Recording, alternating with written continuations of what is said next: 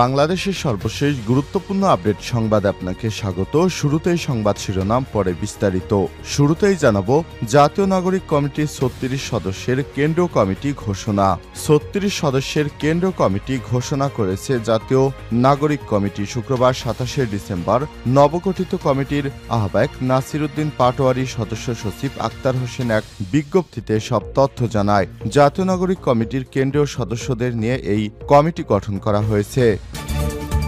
এরপর জানাবো জাহাজে ৭ খুন, আদালতে জবানবন্দি দিলেন একমাত্র আসামি আকাশ। চাঁদপুরে মেঘনা নদীতে লাইটারে জাহাজ এমবি আল বাকেরার ৭ নাবিককে হত্যার ঘটনায় আটক আসামি আকাশ মণ্ডল ইরফান স্বীকারোক্তিমূলক জবানবন্দি দিয়েছেন। এদিকে বিএনপি নেতার ভাগ্নের দাপটে উত্তপ্ত কলেজ, পুলিশ মোতায়েন। যশোরের বাঘাপাড়ায় ডিগ্রি কলেজের অ্যাডহক কমিটির সভাপতির পদ থেকে বিএনপির মনোনীত প্রার্থী বাদ পড়ায় ক্ষুব্ধ হয়ে সভাপণ্ড করেছে বিএনপির নেতারা। এ অবস্থায় উত্তপ্ত কলেজে পরিস্থিতি নিয়ন্ত্রণে পুলিশ মোতায়েন করা হয়েছে। এদিকে প্রজেক্টে দুর্বৃত্তদের দেয়া বিষে মাছ মরে ভেসে উঠছে, জ্ঞান হারালেন জামাল। নোয়াখালী সদর উপজেলার ধর্মপুর ইউনিয়নের হাজিরহাট বাজার সংলগ্ন একটি মাছের প্রজেক্টে বিষ দিয়েছে দুর্বৃত্তরা। ফলে গত ২ দিন ধরে প্রজেক্টে রুই, মৃগেল, কাতলা, তেলাপিয়া সহ বিভিন্ন প্রজাতির হাজার হাজার মাছ মরে ভেসে উঠেছে। মৃত মাছের এমন মিছিল দেখে হতবাক আশপাশের মানুষ। এবং সর্বশেষ জানাবো ফের কমল ডিজেল ও কেরোসিনের দাম। ডিজেল ও কেরোসিনের দাম লিটার প্রতি আরও কমানো হয়েছে। পেট্রোল ও অকটেনের দাম অপরিবর্তিত থাকা নির্দেশ দেওয়া হয়েছে। আন্তর্জাতিক বাজারে জ্বালানি তেলের দামের সাথে সামঞ্জস্য রেখে সংস্কীয়ভাবে ভোক্তা পর্যায়ে জানুয়ারি মাসের জন্য জ্বালানি তেলের এই মূল্য নির্ধারণ করা হয়েছে। মঙ্গলবার এ বিষয়ে প্রজ্ঞাপন জারি করেছে বিদ্যুৎ, জ্বালানি ও খনিজ সম্পদ মন্ত্রণালয়। মধ্যরাত থেকে এই নতুন দাম কার্যকর করা হয়েছে। প্রিয় দর্শক, এতক্ষণ শুনছিলেন সংবাদ শিরোনাম, এবারে বিস্তারিত। তবে তার আগে বন্ধুরা অনুরোধ থাকবে এই সংবাদটিতে একটি লাইক দিন। এই চ্যানেলে আপনি নতুন হয়ে থাকলে আমাদের সংবাদটি দেখতে দেখতে চ্যানেলটি সাবস্ক্রাইব করে রাখুন, যাতে করে বন্ধুরা আমাদের পরবর্তী লেটেস্ট আপডেট সংবাদগুলো সবার আগে আপনার কাছে পৌঁছে যায়। এবারে বিস্তারিত। জাতীয় নাগরিক কমিটির ৩৬ সদস্যের কেন্দ্রীয় নির্বাহী কমিটি ঘোষণা। ৩৬ সদস্যের কেন্দ্রীয় নির্বাহী কমিটি ঘোষণা করেছে জাতীয় নাগরিক কমিটি। শুক্রবার ২৭শে ডিসেম্বর নবগঠিত কমিটির আহ্বায়ক নাসির উদ্দিন পাটোয়ারী ও সদস্য সচিব আক্তার হোসেন এক বিজ্ঞপ্তিতে সব তথ্য জানিয়েছে।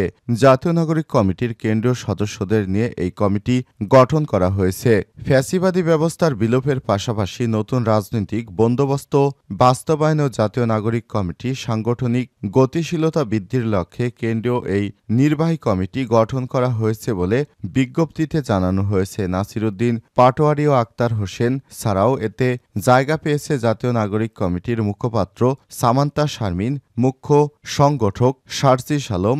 নবগঠিত এই কমিটির অন্যান্যরা হলেন আলাউদ্দিন মোহাম্মদ, তানজুবা জাবিন, মোহাম্মদ হাসান আলী, মুস্তফা রহমান, ফয়সাল মাহমুদ, জাবেদ রশিন, মোহাম্মদ আব্দুল্লাহাদ, মাহমুদা আলম, মোহাম্মদ আতাউল্লাহ, অনিক রায়, সারোয়ার তুষার, Mazharul Islam, Mahbub Alam, Nahida Sarar Chowdhury, Alik Mridha, S M Sharia, Moshiur Rahman Ali, Ahsan Junayed, Tasnim Zara, Mohammad Miraj Mia, Monira Sharmin, Abdullah Alamin, Atik Mujahid, S M Saib, Mostafiz Mohammad, Nizamuddin, Ariful Islam, Mushfiq Us Salehin, Rafe Salman Rifat, Arefin Mohammad, Hizbullah, Salauddin, Akram Hossain ও আশরাফুদ্দিন।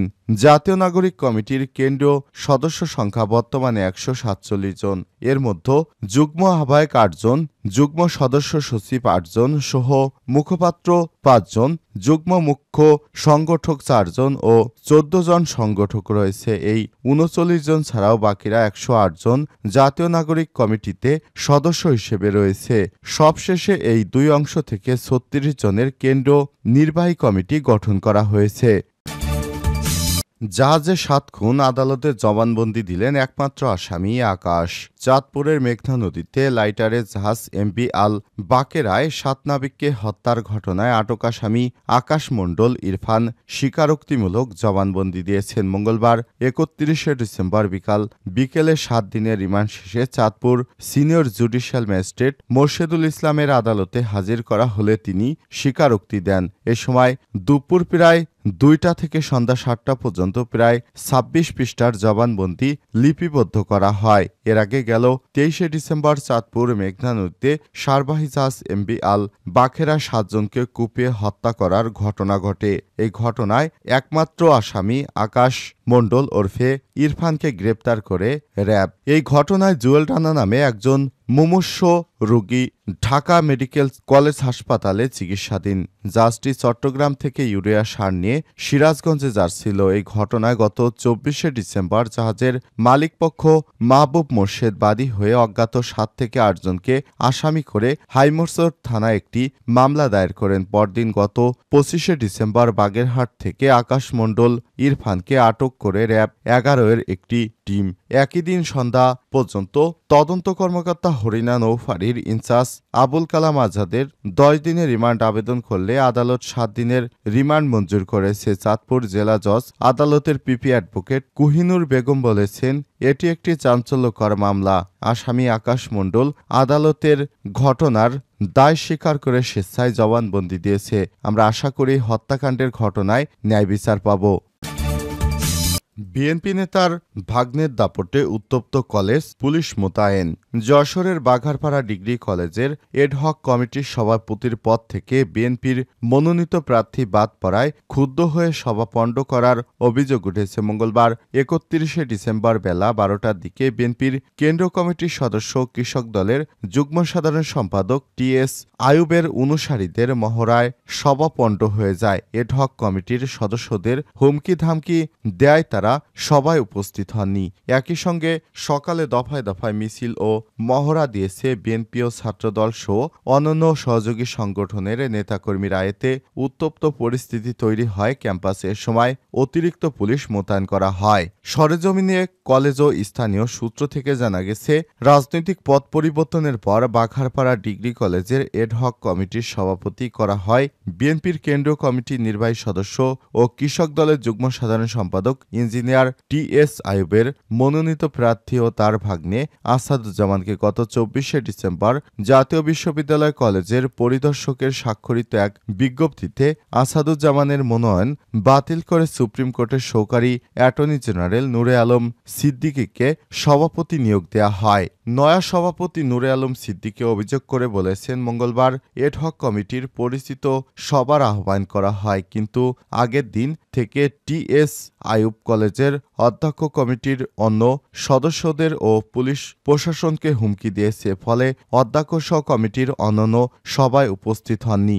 এলাকায় আতঙ্ক সৃষ্টির জন্য বিএনপি ও ছাত্রদল সহ অন্যান্য সহযোগী সংগঠনের নেতাকর্মীরা কলেজ চত্বরে মিছিল করেছে। এমনকি আমি আমার ব্যক্তিগত গাড়ি নিয়ে কলেজে ঢুকতে চাইলে কলেজের কর্মচারীরা গেট খুলে সহযোগিতা করেনি। তবে অভিযোগ অস্বীকার করে বিএনপির কেন্দ্রীয় কমিটির নির্বাহী সদস্য কৃষক দলের যুগ্ম সাধারণ সম্পাদক টিএস আইয়ুব বলেন, তার বিরুদ্ধে আনা অভিযোগ মিথ্যা এবং ভিত্তিহীন। এর সঙ্গে আমার বিন্দুমাত্র সম্পৃক্ততা নেই, কারণ অধ্যক্ষসহ কমিটির অন্য সব সদস্যরা সবাই উপস্থিত হননি। তারা যে অপরাধ করেছে তার দায় কেন আমার উপর আসবে? প্রজেক্টে দুর্বৃত্তদের দেয়া বিষে মাছ মরে ভেসে উঠেছে, জ্ঞান হারালেন জামাল। নোয়াখালী সদর উপজেলা ধর্মপুর ইউনিয়নের হাজিরহাট বাজার সংলগ্ন একটি মাছের প্রজেক্টে বিষ দিয়েছে দুর্বৃত্তরা। ফলে গত 2 দিন ধরে প্রজেক্টে রুই, মৃগেল, কাতলা, তেলাপিয়া সহ বিভিন্ন প্রজাতির হাজার হাজার মরা মাছ ভেসে উঠছে। মৃত মাছের এমন মিছিল দেখে হতবাক আশপাশের মানুষ।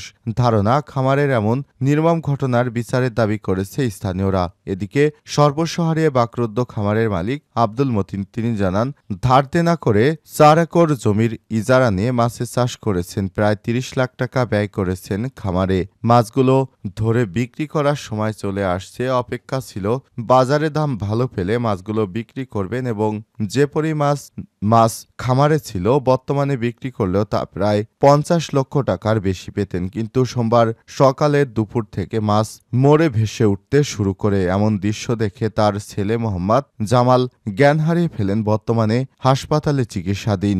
আব্দুল মতিন অভিযোগ করে বলেন, তার সঙ্গে পারিবারিক একটি বিষয় নিয়ে একই এলাকার এক ব্যক্তির সঙ্গে বিরোধ রয়েছে। কয়েকদিন আগে ওই ব্যক্তিকে তাকে খামারের মাছ কিভাবে রাখেন দেখে নেবেন বলে হুমকি দিয়েছিলেন, কিন্তু ওই ব্যক্তি তার এত বড় ক্ষতি করবেন তা তিনি বিশ্বাসও করতে পারছেন না।